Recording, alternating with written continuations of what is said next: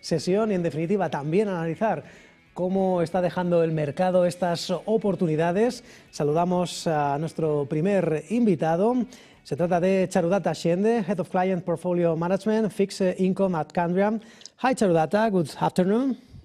Good afternoon, and thank you for having me. Well, last Friday, we learned US GDP figures for the fourth quarter, which show a sharp decline of 0.7%. And the PCE price index is lowered to 2.8% in January. What are your thoughts of this data, and how might it affect the outlook for credit markets? Well, thank you for the question. I think that the most important message is, and let's start with inflation, is that inflation progress is incremental rather than decisive. So, as you said earlier, I mean, the number came out at 2.8 for the PCE. Let's not forget that the February CPI also came out 0.3 month on month, 2.4 year on year. So, all in all, for us, what this means is that the profile of inflation is consistent with what we call sticky price pressure, which is particularly true in the service economy. Now, if you come to growth, which you talked about, of course, you're absolutely right. It was disappointing, coming in at 0.7 versus an estimate of 1.4. So this suggests that the U.S. economy is slowing, but perhaps not stalling. So it's not a complete breakdown, but slowing for sure. How do we interpret these numbers? First, we believe that any interpretation of this data needs to be, there is a timing effect here. The escalation of the Iran war and the disruption of oil flows via the Strait of Ormuz, they are not yet reflected in the inflation prints, and they are not yet reflected in the activity data, because activity data is capturing everything before. That being said, the markets are already reacting to these shock in oil prices. Market is already reacting to the fact that oil is above $100 per barrel. So, if we look at what it means for credit, then one thing, we believe that rates are unlikely to fall quickly. If energy prices remain elevated, then inflation expectations might remain anchored for some time. So we don't think rates are going to come down very quickly in the very near term. Second thing, for credit markets, what does that mean? That means funding costs are likely to stay quite high. The corporate sector is still adjusting to a post-heavy QE world, which means that the interest that they have to pay is much higher. And what we think about this is that credit spreads can widen if growth starts slowing further. With the impact of energy cost and tighter financial conditions, we expect that growth will be under more pressure, and then credit spreads will widen. So to answer your question, overall, data does show a US economy that is slowing, not collapsing. But inflation is also showing signs of picking up. Depending on what happens with this war, we think that there could be some widening in credit spreads that is yet to come.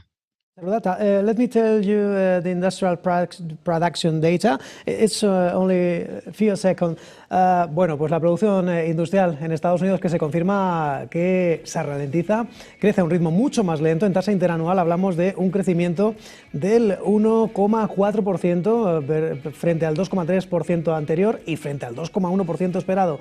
En tasa intermensual, comparando mes contra mes, aquí también experimenta una ralentización el ritmo de la producción industrial en Estados Unidos hasta el 0,2%. Aquí sí que ha cumplido el guión previsto. La producción industrial, uno de los datos del día, el otro ya saben, hemos conocido ese dato, el Empire manufacturero, el que mide la actividad manufacturera en el estado de Nueva York, que también dejó un menor ritmo en el último mes del presente ejercicio. Charudatta, with the Federal Reserve and the ECB meeting this week, do you think recent inflation dynamics and energy price volatility could change the expected path of monetary policy? Yes, it potentially could. The next meetings are coming at a moment when rates were on hold. And that means that there was a relatively neutral stance, but it's starting to look like this neutral stance is much more an active choice rather than just staying neutral. So let's look at the situation before everything happened in the Middle East. The broad baseline in the markets was quite straightforward. ECB expected to remain on hold with a facility rate of 2%, deposit facility rate. The Fed, they had already reduced a bit in 2025. They were expected to be as on a cautious dovish hold, keeping the Fed funds rate between 3.5 and 3.75 as they waited for clearer disinflation data. Now, this was before the conflict. Now, the oil shock has complicated this baseline. In Europe, where energy is very often a more direct and a politically sensitive inflation channel, markets have rapidly repriced the risk of a more hawkish ECB reaction. So if we looked at it, then the probability of rate cuts from the market has turned very rapidly into probability of rate hikes from the market. So the ECB is definitely expected to take the events in the Middle East into consideration and adopt a slightly more hawkish tone. In the US, this might be slightly different because we're talking about perhaps not a hawkish discourse, but perhaps fewer or later cuts. So it's still not as dovish, but we're not thinking about hikes as yet. There is a lot of caution, a lot of delay before the Fed starts assessing the entire situation. The question here is going to be duration.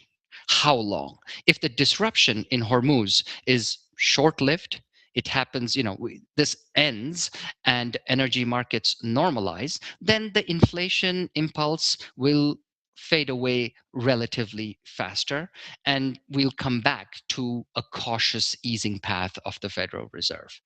If it's prolonged, then the central bank will, of course, face the dilemma, the usual very critical dilemma, which is tolerate higher inflation longer or tighten into a growth slowdown. So in that case, hawkish rhetoric and higher for longer policy will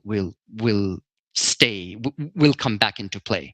For us credit investors, I think just as a conclusion to this, there are two very practical notions here.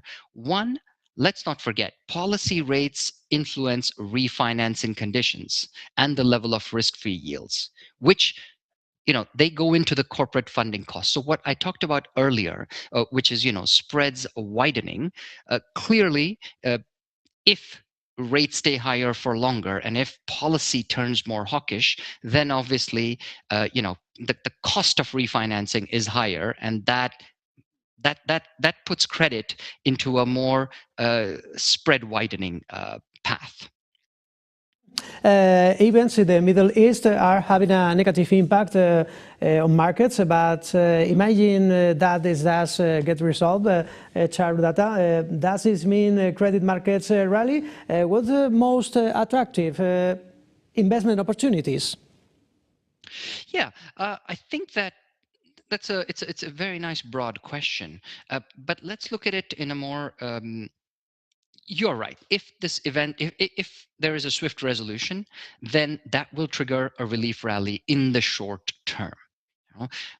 Segments of market that have sold off, mainly due to risk aversion, liquidity scarcity, et cetera, they will suddenly rally, and that is, that of course appears natural to us. However, we believe that on credit markets, it would be a mistake to treat geopolitics as the only issue.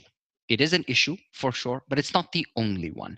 There are other elements of stress that we are monitoring very carefully.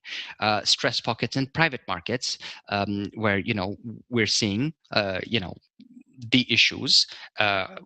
Balance sheet and financing concerns in the AI ecosystem. AI is very capital intensive and there's a lot of expenditure there, and monetization timelines are very uncertain. So that's also an issue. Let's not forget, tariffs are not gone yet. Even though the Supreme Court announced what it did, the Trump administration is looking to enforce more tariffs. So that is also a pressure. The K-shaped economy that we talk about very often is also a pressure. You have contracting unemployment. So all these elements are, of course, points of vigilance for us on credit markets. It's not just geopolitics. You're right, in the short term, there will be a relief rally. But then what's next? Resolution will improve the mood. But then there is still a necessity on credit selection to be very careful, because there are other points of stress. Now, to the other question that you asked, which was the most attractive opportunities in the credit market, let's start off with the very important element of credit markets to finish on a nice positive note, which is yield. Let's not forget, increase in rates. What does it mean? It means that income is higher. Today, investment grade, we're 3.4, 3.5%. So the yield has increased. High yield, Euro high yield, for example, is above 5.5% yield today. So this income, this yield, this interest rate is very important. It's a performance engine for credit markets. It's also a shock absorber for credit markets. At the same time, we also have to notice, and this is very important from our perspective, that credit markets have been resilient. I mean, it's not been fully risk off. Look at the US high yield spreads. They have been very resilient to what has happened. Even in Europe, where we have seen some widening, it's still been okay. What opportunities can be found in this environment of better yields and higher resilience? Quality, but not just quality. We have to look at fundamentals where they are resilient. We are looking at balance sheet strength. We are looking at stable cash flows. Any issuer that can provide those elements will do very well in a period of volatility. We think that in high yield, selectivity is extremely important, but also disruption creates dispersion.